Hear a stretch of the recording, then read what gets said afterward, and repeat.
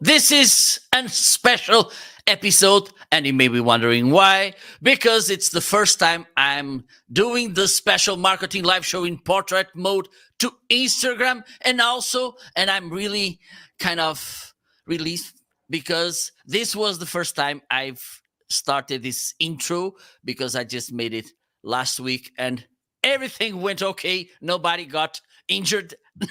So I'm pretty happy. And today we are here to talk about something that it's really important. Sometimes it's time consuming, it's tiresome, which is managing all the social media platforms, our online presence. And we know, and I know you there know Annie. I believe she knows as well because that's probably the reason why she came with the book. How difficult it is. Sometimes it's a big headache. So we can get all the content, what we should talk about, why, to whom, where. So that's why I believe, even by these days, because we started speaking about social media 10 years ago, 5 years ago, and even today, it's difficult. It's not as easy as we liked it would be. And the thing is, um, social media is just a slice of the cake of our business because we need to produce, we need to talk with customers, we need to see how our products are and everything else. We need to make sales as well. So this is a slice of the cake that we need to take care, because otherwise we may lose connection with our customers. So that's why I believe it's good to bring these topics to our live shows. So in a moment, I will bring Annie. She's just finishing the cookies that I left there to her and a glass of water. My budget doesn't allow me to bring lobster and champagne. So if you have any question, feel free to drop them in the comment section. By the way, if you are watching this on Amazon, I've already highlighted the book in the carousel.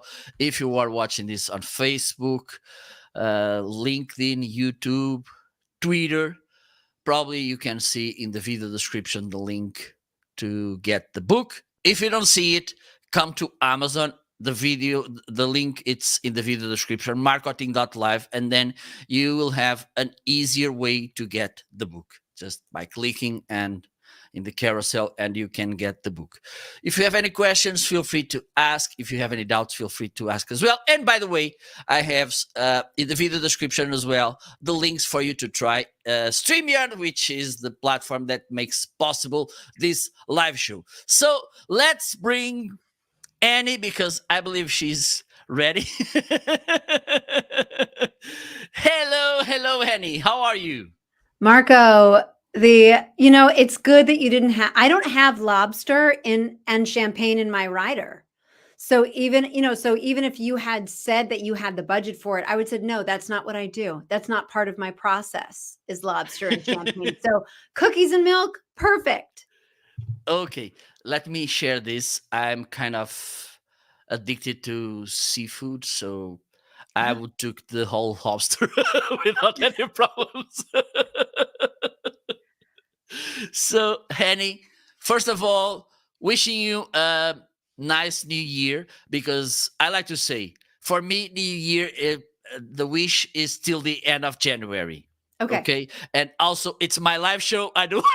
You do you. I wish whatever I want. So happy New Year! Thank you so much for joining me, and congratulations in the book. It's always good to see people launching books and giving the people new knowledge and different approaches, because there's always this thing that, for instance, when we talk about content, this always comes to our minds. Why should I bring something? Because there's lots of books, there's lots of whatever. I'm not adding anything. No, you will, because your approach, your perspective will be your how can I say, sensibility will always bring different insights to the audience, to the public. So thank you so much. If you don't mind to introduce yourself, and then we can start the conversation. Sure, yeah. So my name is Annie Schiffmann, and I run the marketing company Downstage Media. And we know that social media marketing and email marketing is absolutely relentless.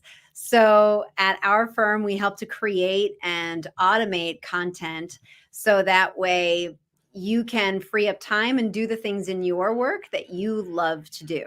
So that's what I have been working on for, and the company's been around for about 6 or 7 years now. And in working specifically in the social media space, I just kept hearing the same issues happening over and over and over again. And I just thought, you know what, we need to change this conversation entirely, because the way that we're all thinking that we need to show up and perform on social is so different than what you may need to do. And I think that we're making it way harder than it needs to be. So I started working with clients and talking how they could simplify their social media process. And then that became the book, Simple Social Media. Awesome. And by the way, we have here Arnaldo. So there's a kind of Brazilian spice here in the in the live show as well. Wonderful. Thank you so much. Muito obrigado, Arnaldo. You mentioned your clients. First question that came to my mind, because I believe by these days this could be uh, a thing, even though I believe somehow things they kind of evolved. But do you have the need to still kind of sell the idea about being on social media? Because sometimes they are a little bit skeptical. Well, I'm not going to social media to tell my secrets because other my competitors they will steal my ideas. Whatever. Do you still have this struggle, or it's kind of specific to people that they need to be on social media? Well, I think 10 years ago, 15 years ago, when social media just started, it was, should I be on social media or not? But now it's more that I tried being on social media, I quit, I don't want to be on it anymore for my business. It's too hard. Or sometimes I'll have to make the case that you can be on social media, you just need to be on it less.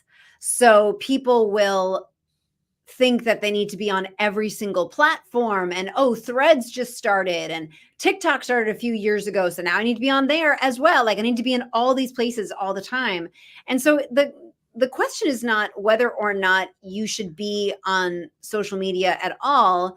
It's that if you're going to use it in your social media marketing, or if you're going to use it, like you said, as like a slice of the cake of your overall business and your overall marketing for your business, then how can you do that effectively so that way it doesn't become this huge burden that you feel like you have to do, and then you're just like, it takes way too much time, I'm just not going to do it.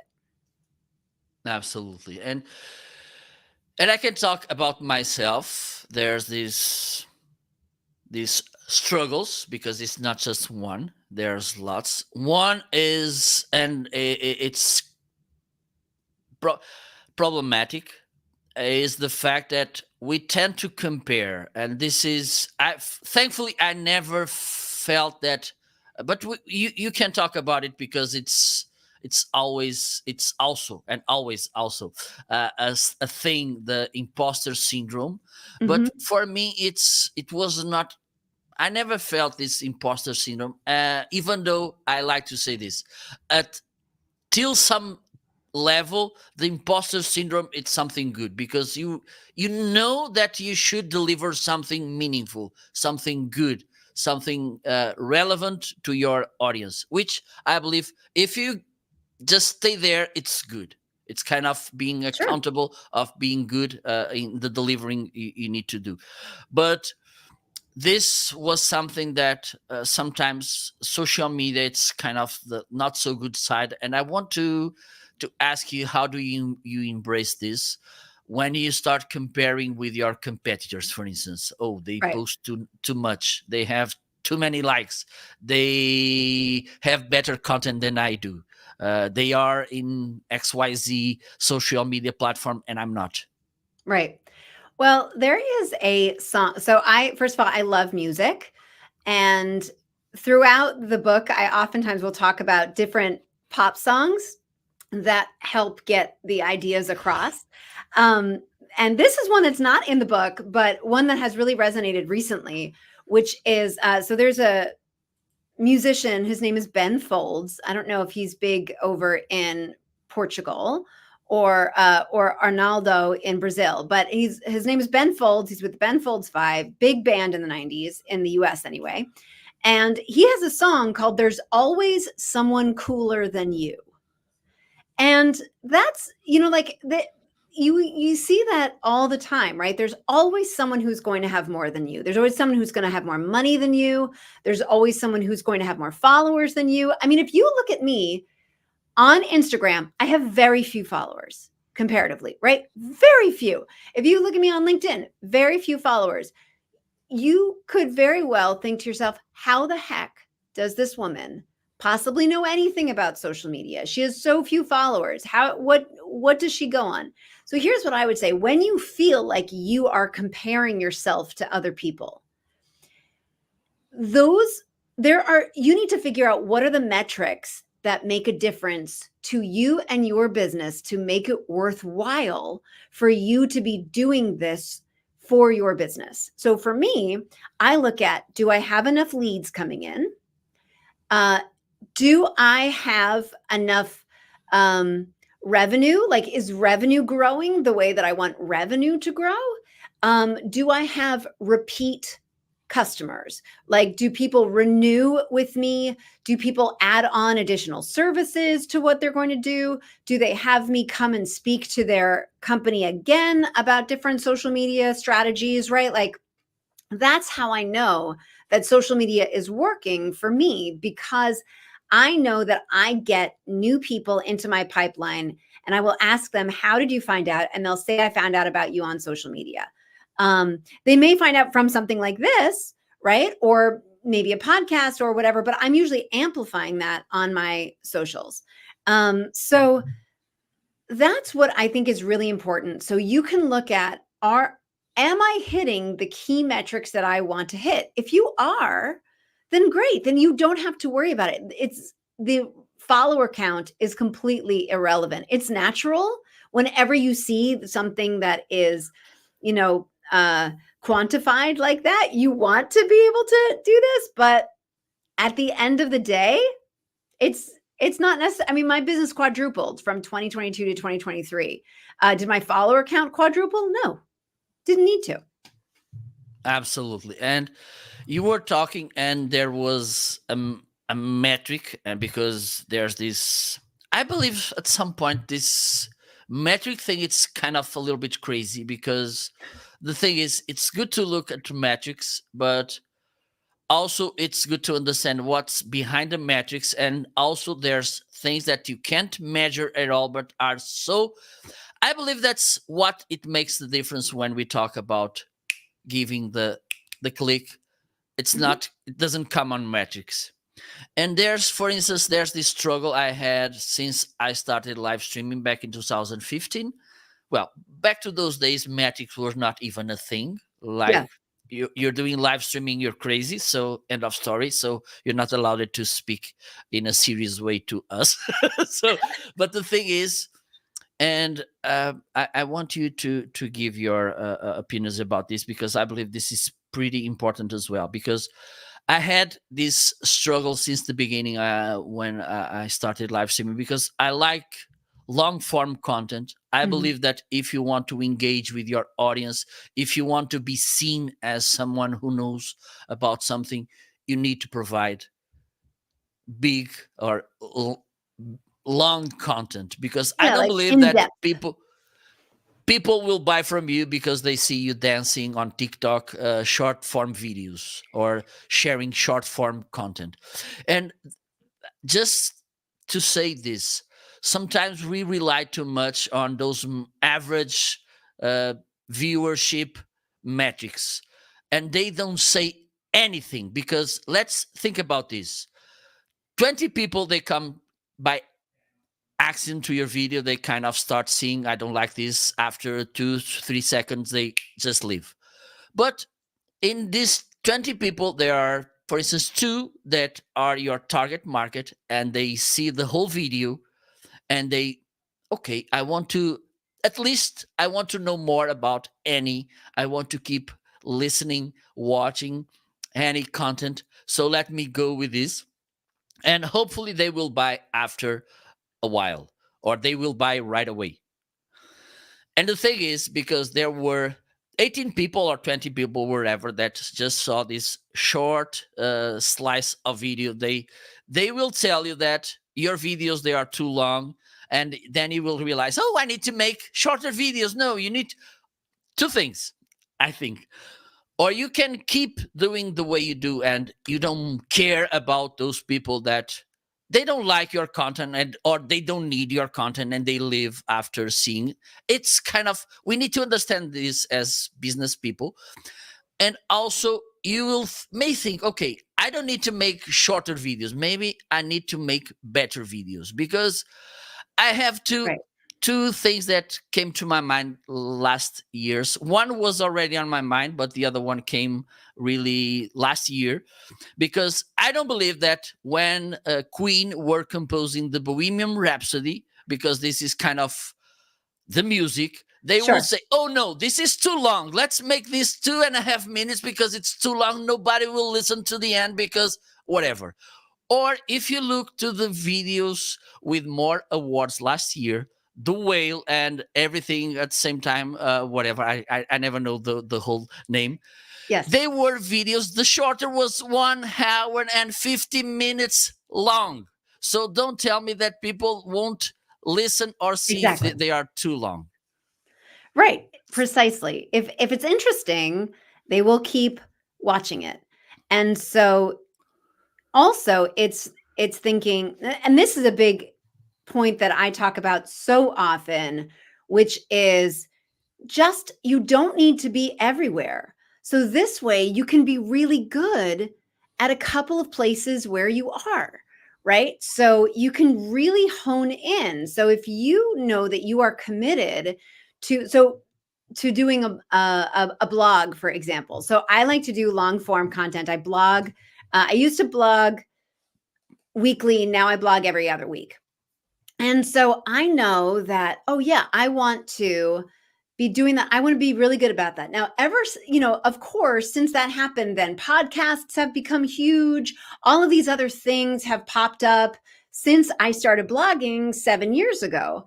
But I just decided this works in my workflow. I feel like it plays to my strengths. I like to write. I like to be able to do it wherever I am, any time of day. I do or don't have to be camera ready when I do it, right? Like it works for what I'm doing. And so I'm not going to spread myself too thin by creating other kinds of content, like also having another long form content like a podcast. And I think it's very similar on social media. So I will say choose one, maybe two social media channels that you're really going to go deep on, that you're really going to. So this way, when there is, so I noticed, Marco, like you said right off the top, that you are now live streaming to Instagram using a third-party tool, right? Up until a couple of weeks ago, that wasn't possible.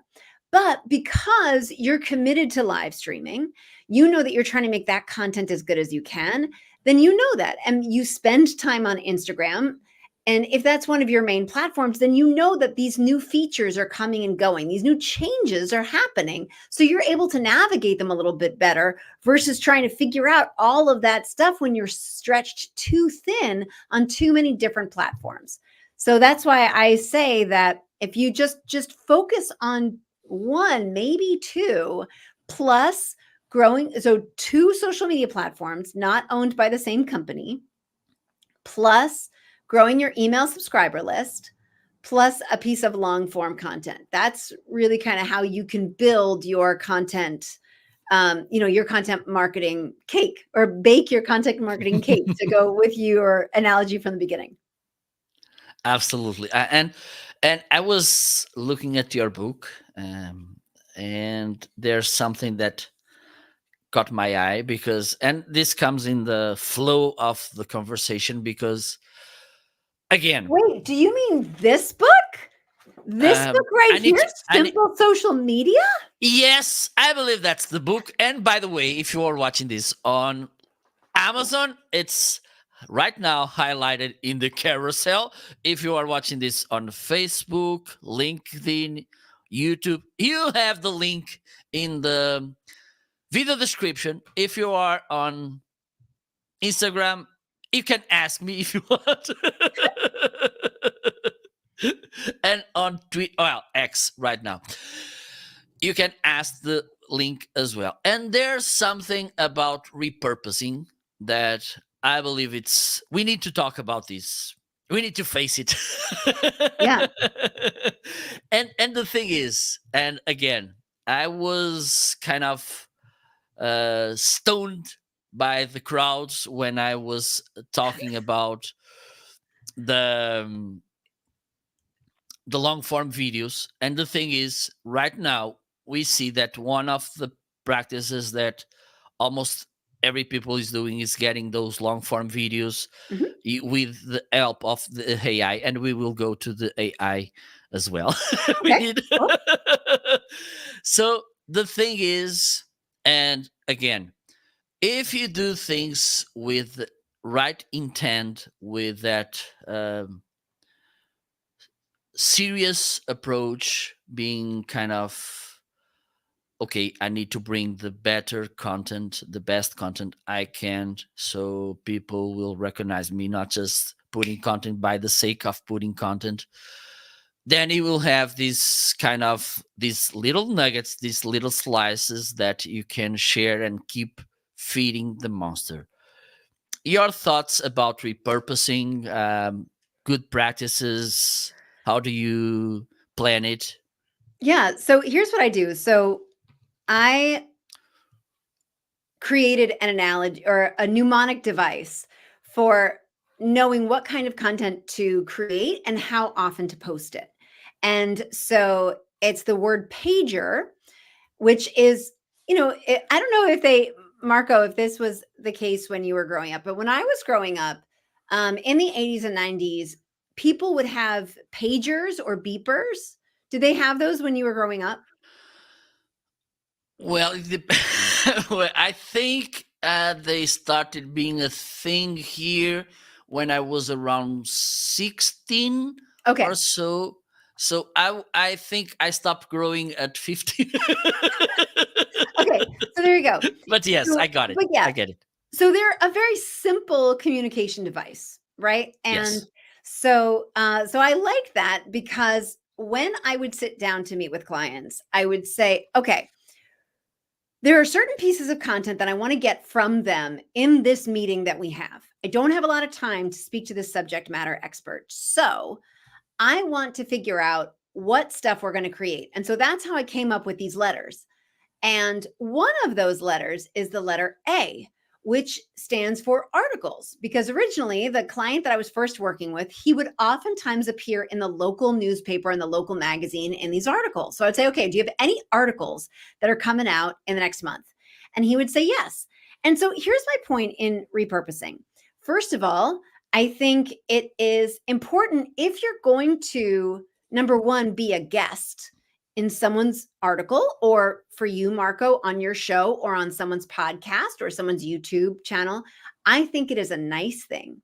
It's just a common courtesy to, if they're going to take the time to host you, if they're going to send you cookies and milk in the green room or lobster and champagne, whatever it is, then you owe it to them. It's a nice thing to do to let people know that you were on their show and to remind them about it, um, and then to remind your audience about it.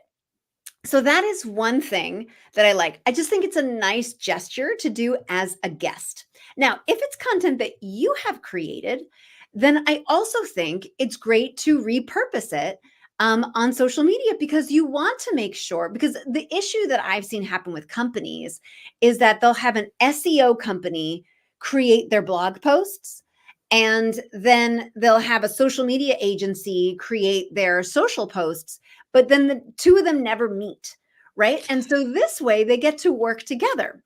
Not only that, but it makes it easier for, if you have someone else doing your social media, then that person doesn't need to bug you so much. They can get ideas from what you've already put out on your podcast, or what you've already put out on your blog, or what you've already put out on your YouTube channel. They can find out that information without being the subject matter expert. Or if you're doing your own social, it is a way for you to mine the ideas that you've already explored without having to come up with new ones. So I am a big fan of repurposing content, and I say that it should happen about 20-25% of the time. Awesome. That and I believe, and I have this issue. I'm slowly get taking advantage of the content that I already have, because I started back in 2015. I have also everything recorded, so I have some hours of So much to content, sift through. Yeah, that's like tricky. in a big warehouse getting dust. So I Right. need to Well, clean. basically what's happened is I oftentimes like to take analog stuff and use it for analogies for digital stuff. So it seems as though what's happened is you've recorded them. So you've got all these VHS tapes that you've put in a big container, and then you just threw it into a room. And so now you're saying, okay, I got to go through those VHS tapes. I'm not sure what to do with them. So, but yes, it's a great way. And what I like to do is I recommend creating content in batches. So taking the same video, like this video, and then breaking it up into 3 or 5 different posts. So maybe we might talk about just how you only have to be on 2 platforms plus a long form thing and growing your email list, right? That might be one piece that we write. And then maybe we also talk about how you can repurpose content, things like that, right? So I'm going to create 3 or 5 different posts, and then I'm going to actually put them into a tool that I like to use that automates that content. So that way I'll say at 2:00 on Tuesdays on LinkedIn, take any of this repurposed articles content and put it out. And then when you run out, start all over again. That's a tool called Meet Edgar that I really like. That I love that it does that. I've seen a few other tools now pop up that allow you to not only schedule your posts, but automate them. And that will really help you save a ton of time. Absolutely. I've been using one as well, Oh, what are and you using? I'm using Metricool. It's a Ooh, tool. I don't know that one. They are Spanish, and I know them pretty well. But maybe you know Jim Fuse. You should. he Okay. was on my show a couple of weeks ago, and I believe he's kind of a brand ambassador in the US for that platform. For that platform? Got it. Metri, METR. I think it's Y. No, I. Cool. COOL. They have this feature auto lists, so you can put there a batch of content, and then you just need to schedule those platforms, and you want to send the content, and then Yeah. you can loop it, or you can send it just once. Right. It's a pretty nice tool, and Yeah. it's very affordable as well. I love that. Yes. So I'm going to put that because I have a list. So whether or not you buy my book, you can go to simplesocialmediabook.com, and I have free resources there. And one thing that I do is, so I'm going to jot down what you just said, is I keep an updated list of any schedulers that will automate, because I am such a proponent of automation. I just think that it will save you so much time, because like I only go through my social media content like once a month for a couple of hours. And so I might take my recent blog posts, so I'll cut them up into little pieces and put them in articles content. Anything that I'm promoting, I'll put that in promotional content. That's the P of Pager, is promotional. And anything new that's popped up in this week or in this month with client conversations, I'll put that in general content. But basically, I only spend a couple of hours and I'm good for the next 6 weeks because I have such a backlog of other content that is evergreen. So I know it's still going to be relevant to my audience. Okay, Medicool. I'm going to write it down. And sorry, there's one thing that I see about automating the content. It's not just the fact that it's you do it once and then you leave this circling and you don't need to worry that much. Is also the fact that will help you to strategize your content. Right. Because when you do, we like to say here in Portugal, at the top of the knee, like last Ooh. hour posting. The thing is, wait, say that again. What is that? Top of the knee. What does that mean? When we are doing last changes and you are writing down into your knee, like it's. Got it. Okay. In the US, we might call that back of the napkin, but yes, yes, top of the kind knee. of. So the thing is, when you understand, okay, I need to automate, I need to spend 1 hour, 2 hours planning all my content to the week, to the month, whatever. The thing is, it's easier for you as well to see the big picture, to see the forest, not just the tree. And then, okay, I want to go from the point A to the point B, whatever. And so I need to run this. And you can kind of make a story so you can each day you can share one chapter instead of, okay, what should I post today? Oh, I don't know. Let me record this video. Blah blah blah. Okay, I'm kind of a rush. So exactly. Yes. So your thoughts on this, because I believe it's pretty important to realize this as well, instead of being posting like random things. Even though a little bird told me that there's room for random things as well, but it's not the whole cake. Precisely. It's unsustainable.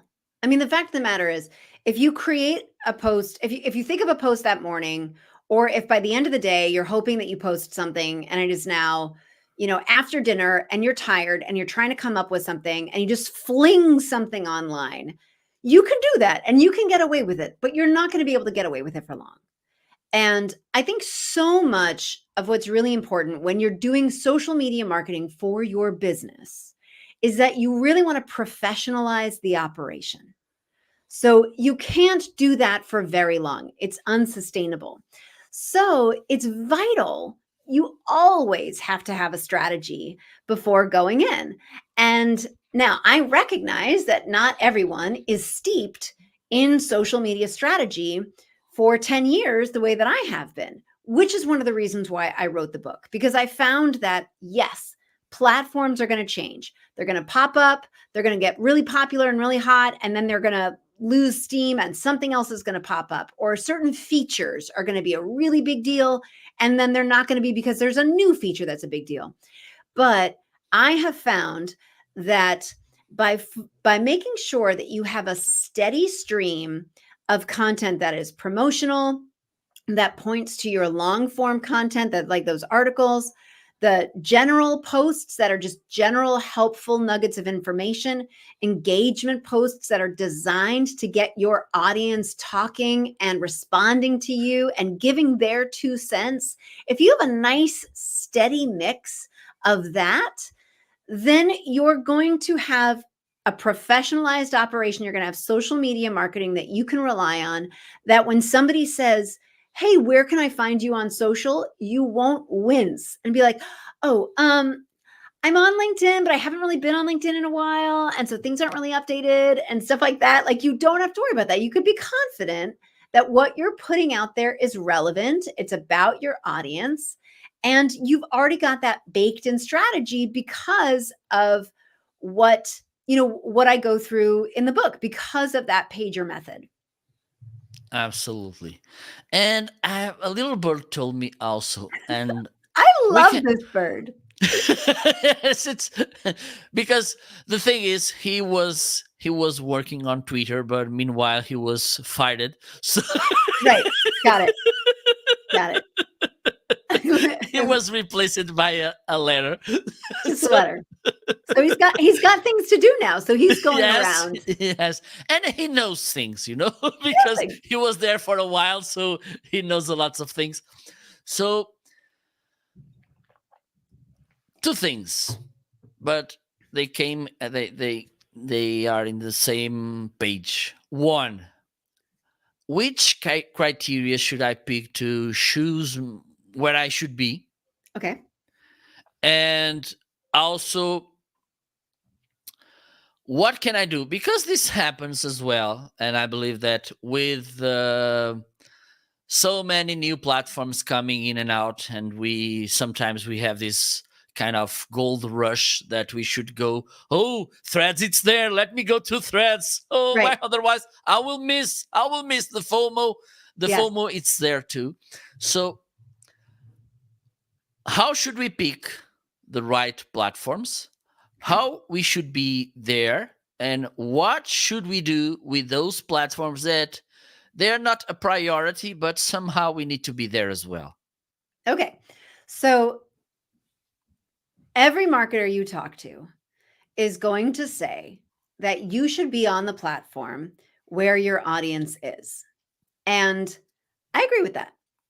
But many times you speak to a business owner and they're like, well, there's millions of people on all of those platforms. So, like, I mean, and sure, not all of them are their customers, but they're usually like, well, there's enough people on there. So, so that's why I feel like that's kind of moot. It's like, what color should I paint with? How about, white is one of them. Yeah, no, we were going to do white anyway. So I think that what you want to not only look at is what so where is your audience? Yes.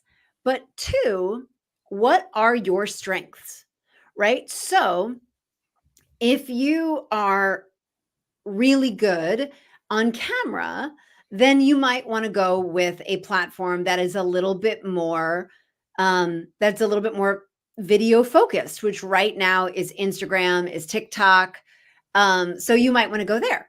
If you are more focused, if you write a lot of articles, thought pieces, things like that, you have a YouTube channel, just different things like that you may want to link out to, then you may want to do LinkedIn because it's a little bit friendlier for posts that have URLs than say an Instagram, right? Instagram makes that very difficult. So you want to think about what your strengths are and also where your audience is, what your strengths are, and then what your workflow is. So for example, a lot of comedians were at first on Twitter and now they've left because it's a little bit more volatile. And so they're thinking, okay, well, maybe I'll just go to Threads, like you're saying, because it's very it's very words focused. So that way their turns of phrase, their funny jokes, things like that will play really well on something like Threads. The tricky part is, though, right now, anyway, Threads does not allow you to schedule your posts. So if that doesn't work with your workflow, if you're not able to show up regularly on that platform because it doesn't allow you to schedule it out, then sure, your audience might be there. Sure, it might play to your strengths, but it doesn't work with your workflow. So it's not going to be the best option for you. You might want to go with something else where you can schedule it. And, there's not going to be anyone that is perfect per se, but that's kind of what you want to look for is that kind of stuff. It's not just what most people will tell you, which is, oh, we'll go where your audience is. But I say play to your strengths and work with your workflow. Because if it doesn't work with your workflow, it's not going to be sustainable. Awesome. And then you're not going to do it. And how we should be on, we are not, if you know what I mean. Wait, what? How should you be where you're not? Oh, right. Okay, so then the other part of the question. Yes. So if you know that you're not going to be regularly, let's say that you've decided, okay, the two platforms I'm going to show up on regularly are TikTok and Facebook, let's say. And so then you think, well, I still have an Instagram account. I'm just not going to be putting fresh content on there. So we saw this a lot when Twitter started changing its name to X. We saw a lot of people do this same tactic, which is basically you pin a post to the top of that account and you say, I may not necessarily be here regularly. If you want to reach me, if you want to find the most relevant stuff that I'm doing, the most recent stuff that I'm doing, look for me over here. And then just pin that to the front. Put that as your link in your bio. And then this way, if you've got some schedulers that allow you to every so often throw some content in there, great. But this way, you've been pretty upfront with your audience by saying, you're not going to get the best material out of me here. I'm here, but the best material for me is going to be over here. And so then just pin that. So that way people know, so you don't have to keep doing that all the time. I mean, you can. You could also remind them, but it's kind of when you have that physical store, but you're not there all the time. So right. If you want to meet me, you have those posters there. You should go to the other street. It's where I tend to be. Pretty wise, because it's simple, yes, right? Like you can't be when social media first started, there was what was there? There was like LinkedIn, Pinterest kind of, and like Twitter, but pretty much like most companies, when they would join social media, they would be like Facebook and Twitter, and then Instagram popped up. And so now it's like, oh gosh, Facebook and Instagram. Okay, great. Facebook, Instagram. Okay, got it. And then it's like, then over time now it's Instagram that had its Reels and TikTok, and then Snapchat was in the mix for a little bit. And it's gotten to the point you can't be everywhere. Especially, I mean, at least for the brands that I work with, usually have 5 people or less on their marketing team. So if you've got 5 people or less on your marketing team, you just don't have time to be on to really have an impact on more than 2 platforms at any one time. I will absolutely stand by that. Yes, I believe it's pretty difficult to be like you should be. Of course, if you're just posting things like, okay, random things and whatever, well, this could be made even by your neighbor, like, or your your niece, whatever. Right. There's another saying. Spanish people. I've been working with lots of Spanish people for a while, and they had this thing. My oh my god, my niece. It's the masculine of niece is. Oh, nephew. Oh, shame on me! Slap. No, please. My I'm nephew so impressed will do that. you are. I'm so impressed that you're doing this in another language. I mean, this is amazing. My nephew will do that, and I think.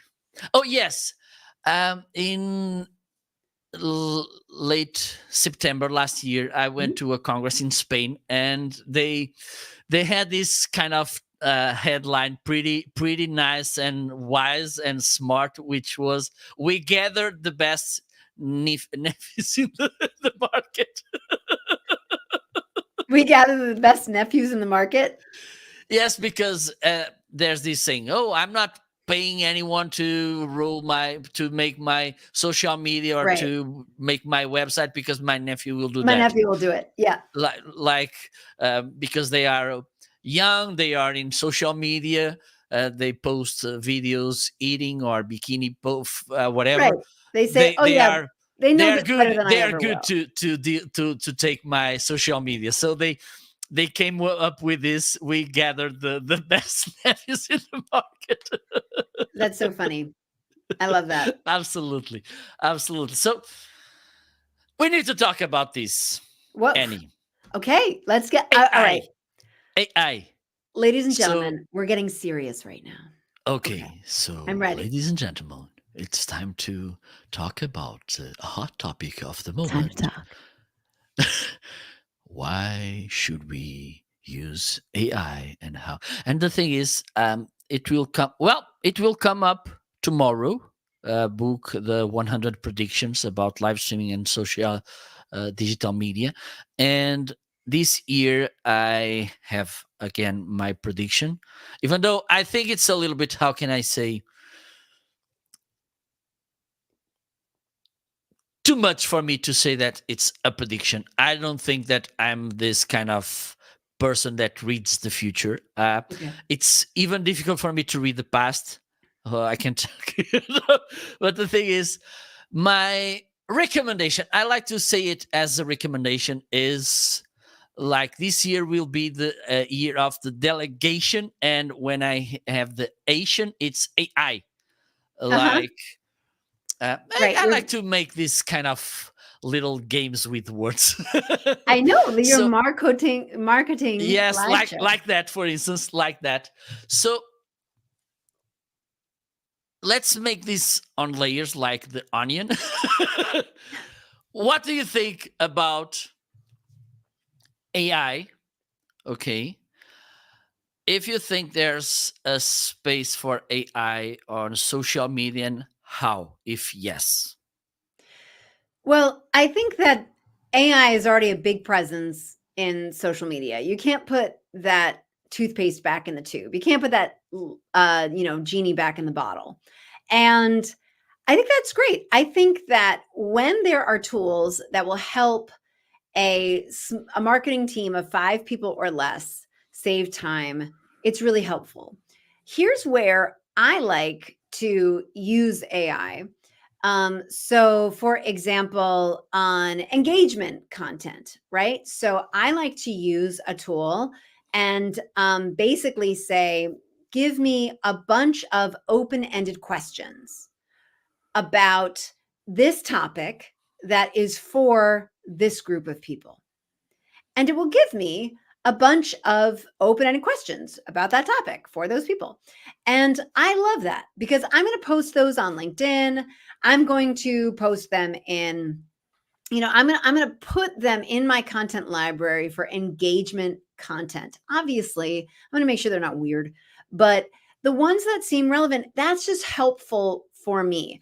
I understand that part of having engagement content is just so that way your audience will be able to add their 2 cents, to be able to give their thoughts. And I may not necessarily be able to come up with a bunch. I may not be able to come up with 52 of them if I'm trying to post that kind of content once a week.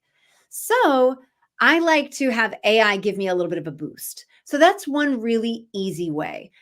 I have found now that in the past 90 days or so, as it seems people have really adopted AI into their workflows more.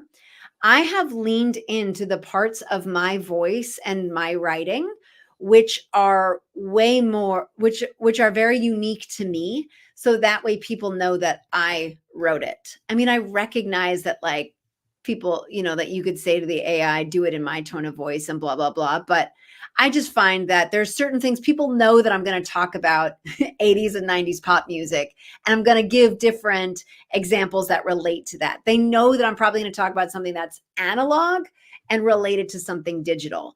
And so I'm finding myself doing that more and more because I'm seeing that people are using AI to actually write their posts. And I'm also seeing that audiences are noticing and they think it's kind of weird. It's sort of like when the color is not right on your TV screen and everything just seems a little bit off. Or if you've ever gotten the newspaper and they didn't line up the colors right. And so when you open the paper, it's like things look a little bit wacky. So I think that audiences know when you're using AI like that. And so I think that's something to be aware of. And then something that you can do, which is when you're being you, to actually be you, and figure out what are those things that make you unique and lean into them. So that way your audience knows that you are always delivering to them your thoughts or your brand's thoughts. Now, another way that I do like to use AI is when I'm taking apart pieces of content, right? So I know that there's lots of tools that will take a video and chop it up into little pieces. So that way you could take like a YouTube video and you could chop it up into pieces so you could use it on Instagram, right? So that kind of stuff is great. I find that really helpful. because that's going to help me. I find that editing video is an enormous time suck. So anytime that I can cut down on that, that's a huge help for me. So I know already what the basic format is of those bunch of those clips that I want. And I'm basically going to have, different AI tools do that for me. So, and they're changing all the time. But one is like video, like vidyo.ai. That's one that is great to do that kind of a thing. So I like that for videos like this. Awesome. And you will get the video by the end, so you have the chance to.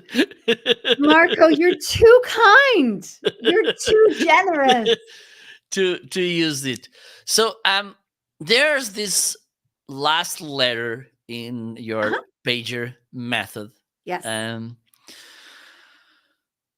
Again, and as a Portuguese, and that expression about at the top of the knee, this is something that if you're dealing with a Portuguese, you know that this will come up to the conversation at some point. Sooner or later, this will come.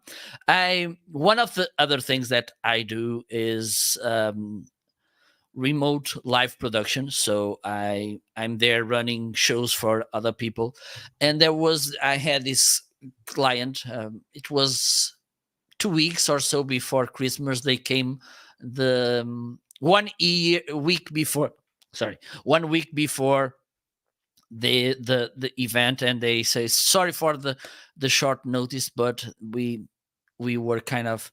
And I said, look, you came to the right place. If you need something like at the top of the knee, you need to go to a Portuguese person. That's how we work. All right. Love it. So I believe this random content could play a pretty nice role in our content, because I believe this could be one of them who can humanize your brand. Yes. Am I wrong? Can you share more information about this? Because I'm curious to know about it. Sure.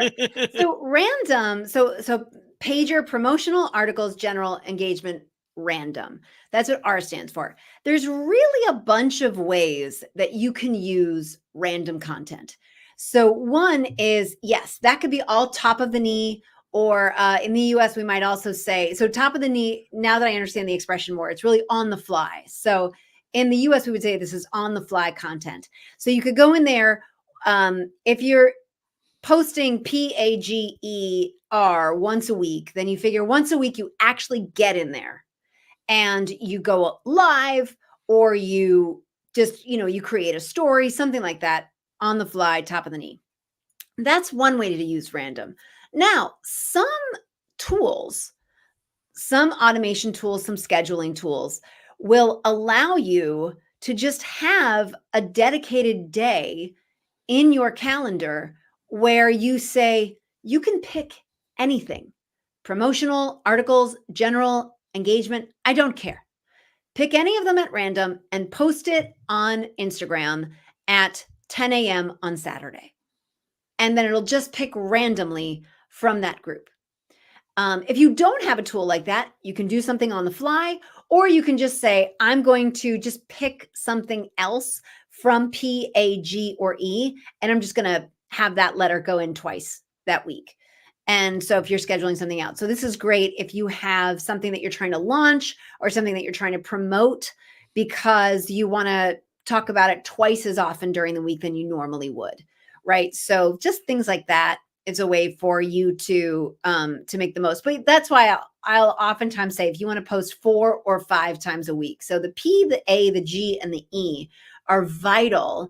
And then the R, you could kind of get a little bit more creative with. But I love that expression, top of the knee. I'm totally I love it. So you can share a random post about it. I'm going to make a random post about it. I've just learned this today. I just learned it today. I can see also, and this was kind of just to finish. Yeah. this was kind of the $1 million question. How We saved often? it to 56 minutes in the $1 million question. You really Yes. buried the lead on that. All right. So, is there a kind of a secret number of posts we should do weekly, daily? Because I believe this is one of the most difficult things for people to understand, and also one of the things that make people get anxious and worried about is, oh, I didn't make a post today, I need to post something today, how can I come up with 10 posts to make just in the morning? I can't, so I'm not going to social media. Do you have a number, or you rather use another approach to this? I think consistency is very important. And so unless you're, 10,000 followers or higher, the amount of times that you post doesn't really hold that much water. So it's really more for you to get into the rhythm, and for you to find your workflow, and for you to professionalize your operation, right? So you can, if you feel like you have a lot of ideas, you have a lot of things going on, that's where stories is great, because you could just throw up a lot of stories in a 24-hour period or a 36-hour period if you're at a conference and you've got so much content coming, and you don't really want it to worry, to mess up your your reach or things like that. But honestly, most of the time, for most people, it's really the struggles they're really having is not that they're posting too often and the platform is throttling their reach.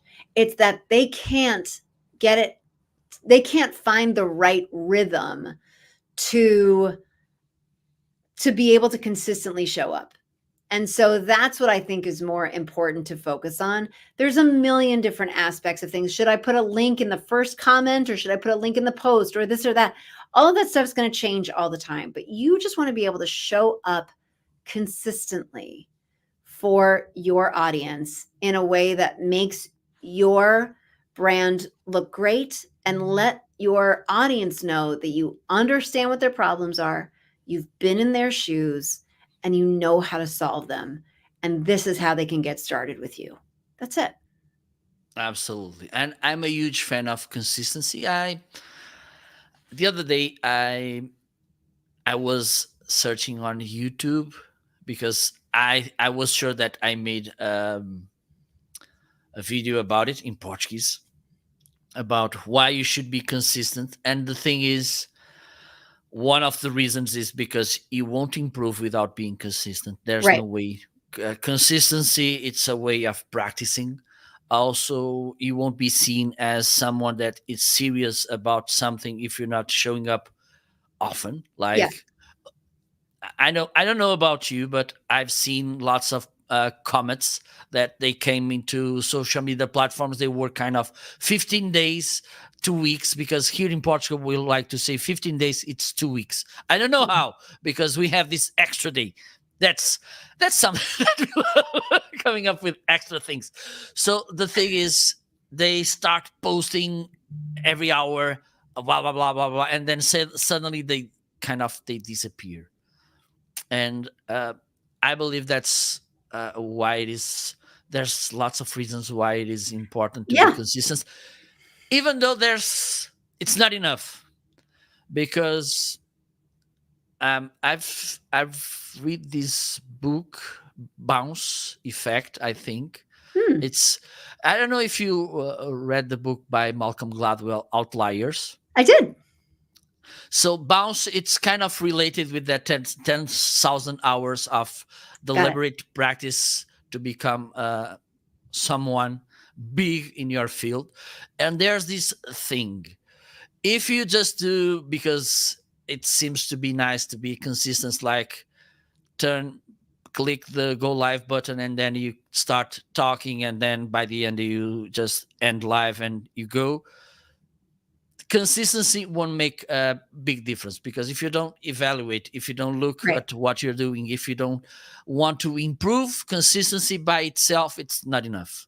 That's something that I like to say. It's good to be inconsistent if you have everything else surrounding your consistency. Otherwise, it's kind of pointless. It's Yeah.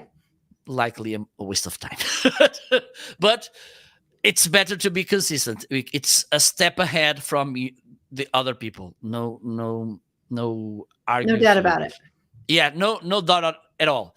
So, Annie, we Yes. came to the end. So, if, and I don't believe, if people watching us and which will watch us later are not convinced, uh, how, give them 3 reasons to take a look at your book.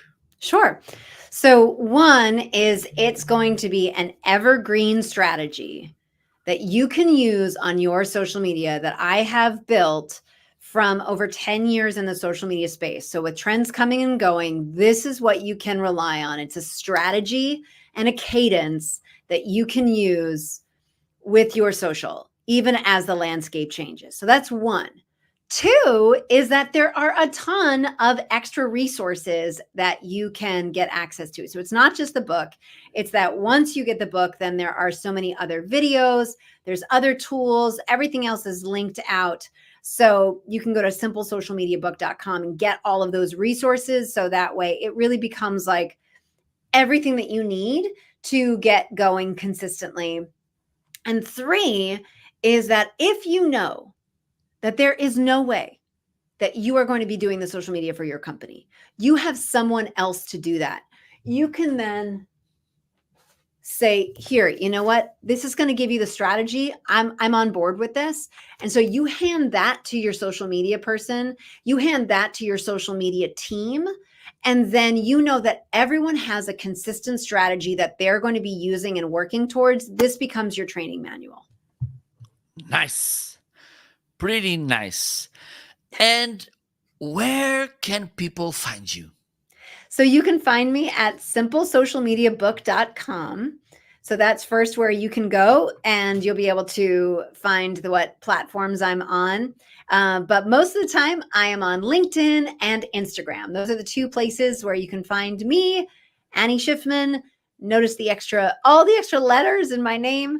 And I would love to hear your thoughts on what came to mind from watching this conversation that I just had with Marco, and what this brings up for you. So that way we can, I love to hear from people who found the conversations I'm having all over the internet.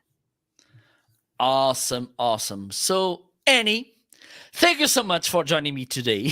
Wait, you're so welcome. That would be nice if suddenly I will jump to your side. Oh my gosh. I should have made sure that you had a book, because I could be like, Brink, and Yes. then you could. It's so fun. Next time. Next time I'm on to promote a book. Yeah, absolutely. So thank you so much. It was a pleasure. It was an honor to have you here. What an insightful and funny conversation. So again, wish you an amazing year. Wish you all the best with this book and the other things you have in mind for this year. Maybe one of the resolutions is coming into Europe with the family to know the southern countries. Yes, it is now. It is now on my list. Okay, perfect. And thank you to all of you who were watching us till now. It was a pleasure and an honor to know that you were there. Yes. Okay, don't forget, if you are watching this on Facebook, LinkedIn, and YouTube, you have the link to the book in the video description. If you are on Amazon, you are already in the right place.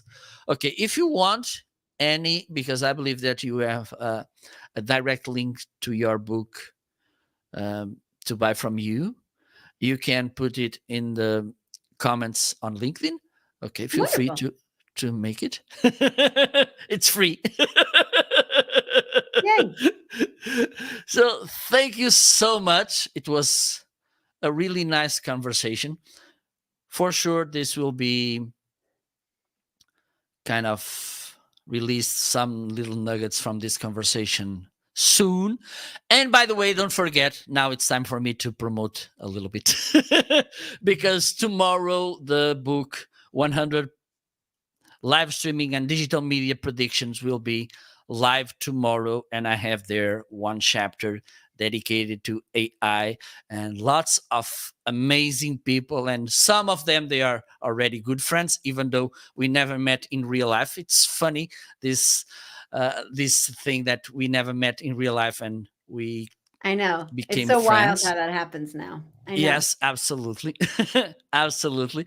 So tomorrow it will be live, this book, the fourth volume, I think it should be, or whatever. So thank you so much. Enjoy the rest of the week. Thank you so much for being there, and we will be in touch. Bye bye. See you Bye. soon. Thank you so much. Bye bye. Thank you.